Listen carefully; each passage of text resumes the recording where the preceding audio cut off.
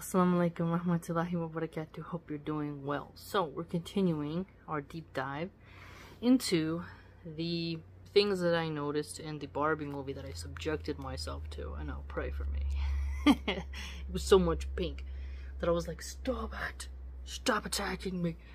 And so one thing that I noticed, Bismillahirrahmanirrahim, is that in the real world, the Kens admire the male roles.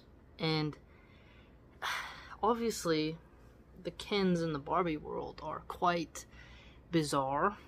They're not really acting in their best nature. So I picked up on some of the symbolism going on. One of it was John Travolta in the musical Grease. I watched this as a kid.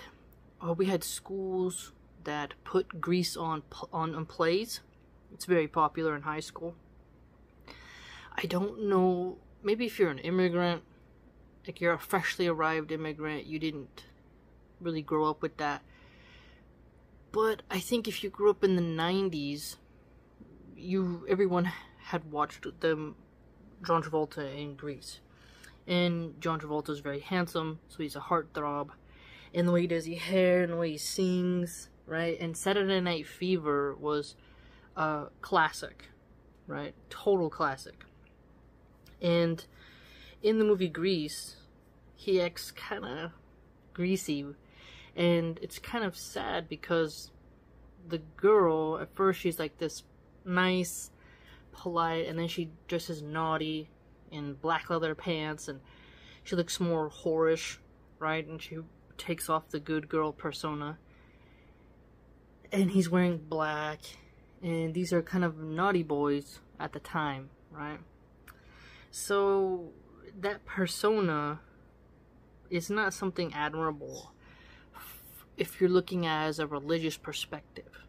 If you want your daughter to marry a good man, you wouldn't necessarily want the John Travolta character in the movie Grease. If you want to be a red pill player, then he's your guy. So the fact that the Barbie movie chose a snippet of that film, they're trying to tell you a message about how they see men, how men are portrayed. Okay, they chose kind of a figure that can go either way, depending on what cultural perspective you're coming from. And then the next one was Bill Clinton.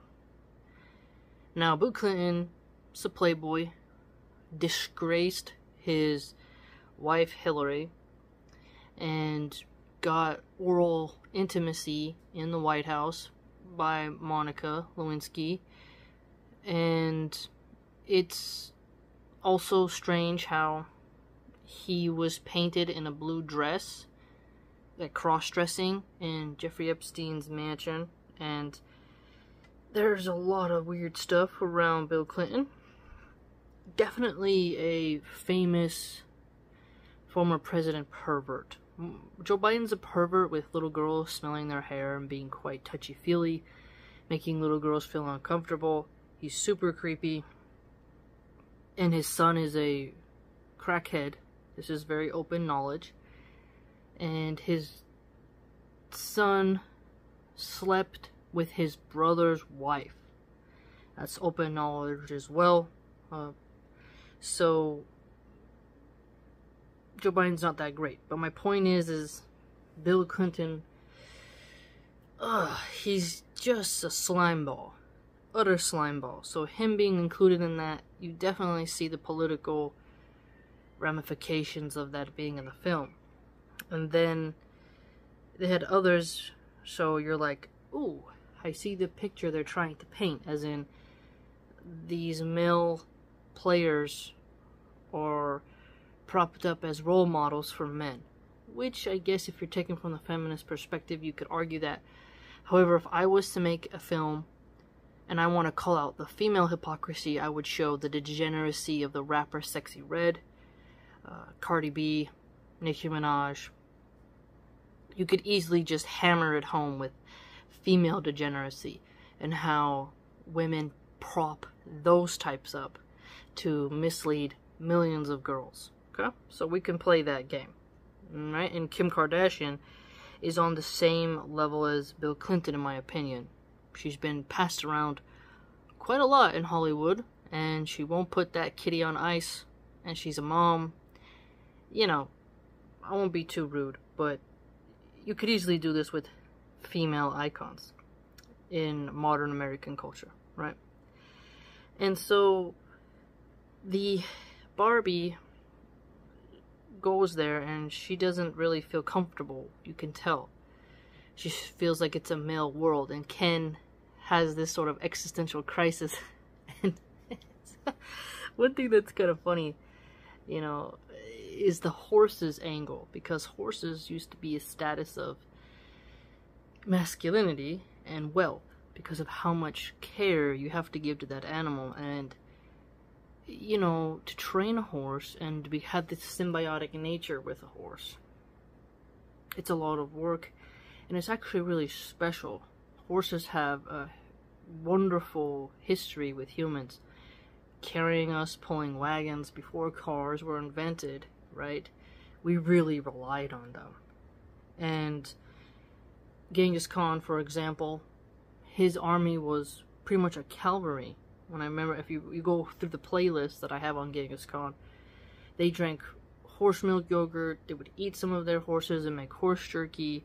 It was a very fast, mobile army on horseback, swift, so they were pretty fierce. And cavalries are pretty tough to deal with against an infantry, you know, or horses of the Spaniards as well, trained to stomp. You know, Clydesdale horses, huge hoofs, okay? Shire horses, who can pull huge felled logs, alright? Need I say more? Pretty much horses have always been a help to humanity. And Ken had a weird line where he said, "I thought the world was ruled by horses." And horses sometimes, they strut like a good stallion. He bites, they're kind of mean, and their thing hangs down, we'll put it that way, PG. And you know, they have a way of acting, and male horses can really do some damage to the others, and they kick really hard. So a man who knows his way comfortably around horses just has a different demeanor.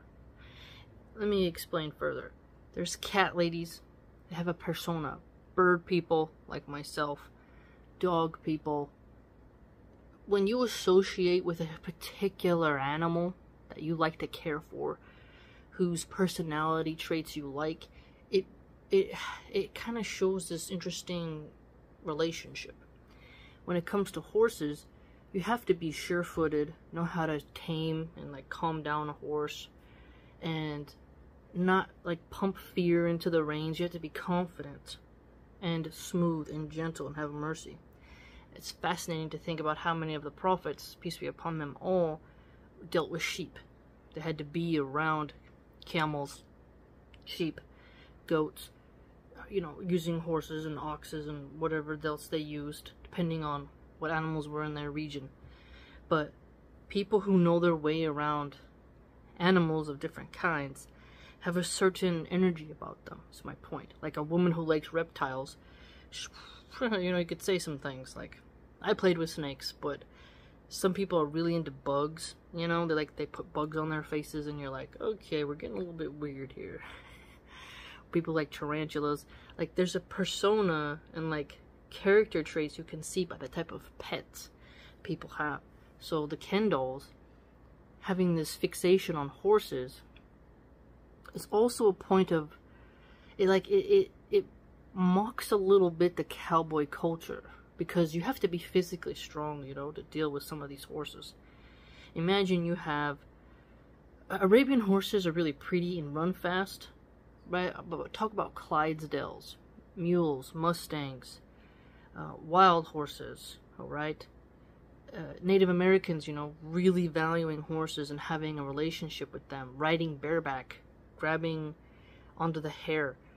There's something very spiritual about that. When you cry, sometimes a horse will come and like put their head on you, and they're very kind and gentle towards babies. And sometimes you even have a good horse where you can give it to a 2-year-old the reins and the horse will gently follow.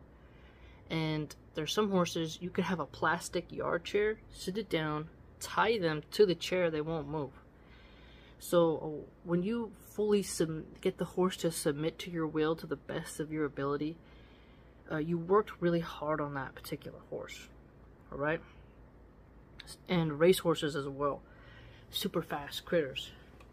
And so the mocking, in essence, of the respect for horses does take a stab at, I would say, the old Western Americana spirit that was here, and as well as the Latino culture, because Latinos do have a high regard for horses.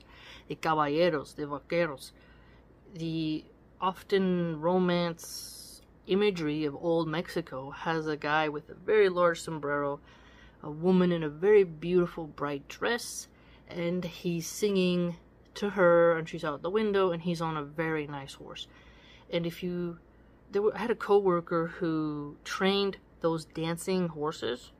He was a busboy part-time. He worked in other restaurants, but he did go touring with a guy who would sing on the back of a horse, and the horse would do that fancy stepping thing, and the horses are quite beautiful, shiny, beautiful, flowing hair, gorgeous. But horses were a very intricate part of the Latino, aka Mexican culture. Kind of like how llamas were to Peru back in the day, or oxes to China. And this film, the way it kind of does it is a little strange. Just the way they're valuing horses, but also mocking it, because women love ponies. If you give a little girl a little tiny miniature pony, she is gonna just go to the moon. I wanted a horse really bad as a kid. Couldn't have one. But I was really into horses. Still am. Like, that'd be the dream. And every time we go to the animal shows, I love seeing the Clydesdales. So, Barbie, I had the horse Barbie toy. Barbie had tons of pretty white horses pulling, or chestnut with a white strip, pulling a little fairy tale looking wagon. So Barbie had horses in her entourage as well, so I'm not sure why the film chose to just link the horses with the men, but it does seem a bit suspect when you look at it. Especially when Lil Nas X has turned the cowboys gay. Brokeback Mountain turned cowboys gay. You begin to see how they make everything gay. And how they want to mock classical masculine traditions, right? And so that's what I got from the whole horse saga. And in Mount Rushmore, he sees the men on Mount Rushmore. There's no women on Mount Rushmore. And they're trying to put that in the film as like, oh look, only men exist on the wall. But hello, the Statue of Liberty is a woman. Some say it's a trans woman. Some say it's the Queen of Babylon. There's a lot of occultist stories about her. Whatever conspiracy or fun theories you want to project onto the Statue of Liberty, it's one of the world's, I don't recall any female statue larger than a Statue of Liberty, and I've seen it in person. And, they left that out. Do you see what I mean? So they have ignored the endless Greek and Roman statues of naked women pouring water out of a vase, their boobs out. There's tons of those in elite gardens. And so they ignored all that and focused on the men being on Mount Rushmore because it's in a high place. But they didn't point out how when you come to America, when the first Irish and Italian and Jewish immigrants were coming to America on boats to Ellis Island, there's even that classic scene on the Titanic. The first thing you see when you come to America from that route is a giant woman with a torch, telling you, you're here. You're at safe harbor. Come give me your tired and your refugees and all that stuff, right? So, you know, that's a pretty big deal. If it would be a giant man, you'd have feminists like trying to pull it down. But, you know, I digress. It's just the imageries they chose to attack is very deliberate, obviously, is my point. And they put a lot of that stallion-esque, classic Western horse iconography into the film to sort of satirize it. If you go to some southern states, you'll meet more country people, like in Wyoming, especially Idaho. Texas is classic, but I think Texas is kind of losing that culture, to be honest, because the housing crisis and their border town. But you see how people are still connected to animals, and so of course they're going to have more animal imagery in their decorations instead of someone in downtown Manhattan where it's mostly police officers, sometimes on horseback. You see, so it's just different. And so they didn't need to attack that. And there's something else I wanted to get at, which was the flat feet that Barbie gets. Now, this is interesting because a woman's job is denoted by her shoes. There's the classic barefoot and pregnant. You know, I always encourage you to wear socks. Don't walk on your carpet without socks on. I'm one of those people. Put some socks on. Shoes off at the door. No bare feet on the carpet. You know. But I digress. The focus on feet. Reminds me of the song, "These feet are made for walking, and that's just what they'll do. And one day these feet are gonna walk all over you." It's a classic song, right? And the whole shoe thing with women, Cinderella getting a special shoe, there's something about women being like, I retire my tennis shoes, my work boots, to have useless high heels because they show sexiness and leisure, luxury, and that you have escaped the labor field. This doesn't mean that a woman can't get dressed up and wear heels out, but there's something that's sexual about heels. Strippers really normalize the heels and the high aristocratic class because they're a shoe that's uncomfortable and make your feet hurt after a while, and they prop out certain parts of your body when you wear them. If you want to wear heels, just wear them when you have intimacy with your husband, spice things up. But for the most part, if you're a mom, you don't really have much use for heels, in my opinion, because you got to be able to chase after a toddler. You need to be active, right? If you're a stroller mom like myself, you know, you're on the go, you know, shoes make it more comfortable. And if you're I have seen some sisters wear high heels with their clothing, like their khimars and stuff, but oftentimes those women are you know, on their day off maybe. But personally, me, I just have flat plain shoes because I'm thinking of, like, if I need to run, if I need to fight, those shoes make you more vulnerable. And so those shoes also represent you live in a place where you don't need to run. But also, when a prostitute wears those shoes, click-clacking in the night, a man hears it, he will whisper and know she's a prostitute. That's also another secret. So if you're flat-footed, you're not advertising yourself sexually, usually is how it can be seen in many regards.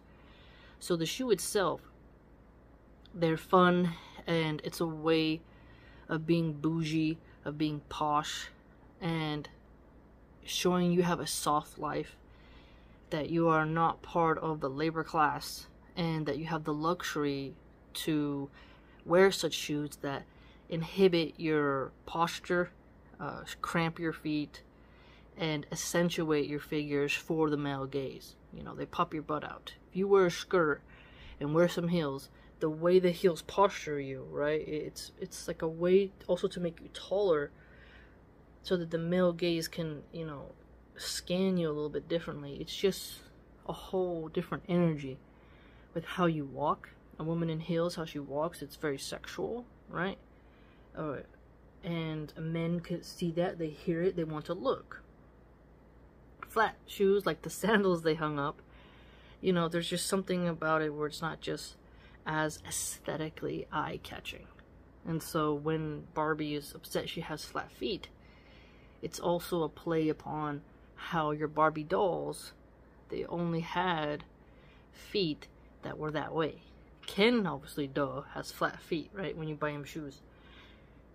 And I had a bunch of different pink heels, red, yellow, white, all different colors for my Barbie. And it sucks when you lose one of the heels, but you'd put them on and she could only wear heels.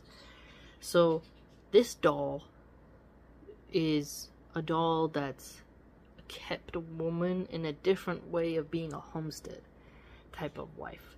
She's a little representation of status, of comfortability, of luxury, aristocracy, right? Leisure. And so Barbie freaking out about flat feet, it also hints at a woman's desire to not have to do back-breaking labor. There's something about that where if you wake up you're waking up in the morning, you're at your vanity set, right? You're looking pretty, and your kids are being tended to by a nanny, or they're gone with the grandparents, and you just are able to put on your best clothes, go shopping, and have a soft life, and you are wearing heels. There's something about that. And the angle of the heels, the height of the heels says a lot as well. The higher the heel, it's also like the more soft life you have, or the more whorish you are. Stilettos. Like my mom, when she was an escort and a stripper, go-go dancer, all those different titles, she would talk to me a lot about how men would actually look at the quality of the shoe you had in order to see how expensive you were, and that women would buy very expensive brands of shoes that are very beautiful because it kind of showed their cleanliness in a strange way. And she worked in these upper class places, and the men did actually, because they're not wearing much, but the shoes stand out. And when the men are eating, because they have tables and the women walk around and they sit with them, and there's a stage, the shoes are kept on the whole time. Even she has nothing on except the shoes. They do something like that. So even in adult entertainment, those shoes play a role. And so Barbie having those shoes, there's just such a wide range of things to look at. And then you just figure out the Cinderella story, like I mentioned. She has a shoe that's like she was scrubbing floors, right? She was on her knees in rags, evil stepmom, ugly, bitchy stepsisters, and she was an heiress, but she was denied that. And then Prince comes, and the shoe is like sparkly and beautiful, and it kind of shows this level up, this stepping up, where you will go into a new class range where your shoes will change. And people do judge each other by their shoes. Certain people do this with different brands of Nikes. You know, don't step on my shoes, gotta keep them nice. And Timberlands, polished, shiny black shoes. And, you know, men focus on shoes just as much as women. So there's something about this angle of judging someone by their shoes. It's a symbolic thing. And that was very clear in that segment. And even if you try to push Barbie's feet down, they would never go flat. And I think many girls like myself tried that. Like, argh. You can't bend that rubber to stay like that. So, it is funny. And when her feet go flat, is when the person, the mom, is getting depressed. So when you get depressed, you don't take care of yourself as much. Your beauty starts lacking.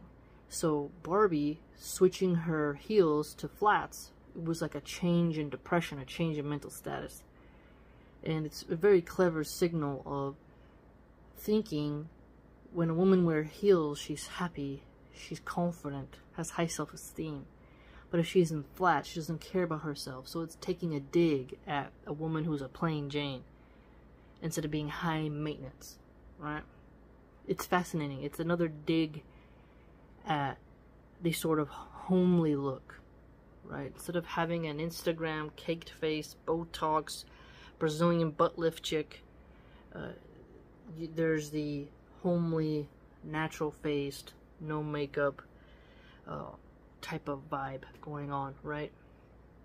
There's these just two dynamics of the female expression going on, and that's quite clearly. So you can analyze quite extensively what is going on. Now remember, Hollywood has some of the best minds in the world making their films, and so you may think at first, oh, that's reading too much into it, but they don't do things undeliberately.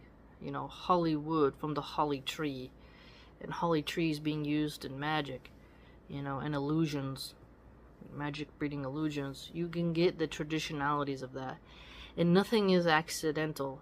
And Hollywood is a place where you are to have fantasy, creativity, and symbolism, and where it's supposed to guide the culture in a certain way, regardless of how a atheist denies the power of art. You know, so there's something to that.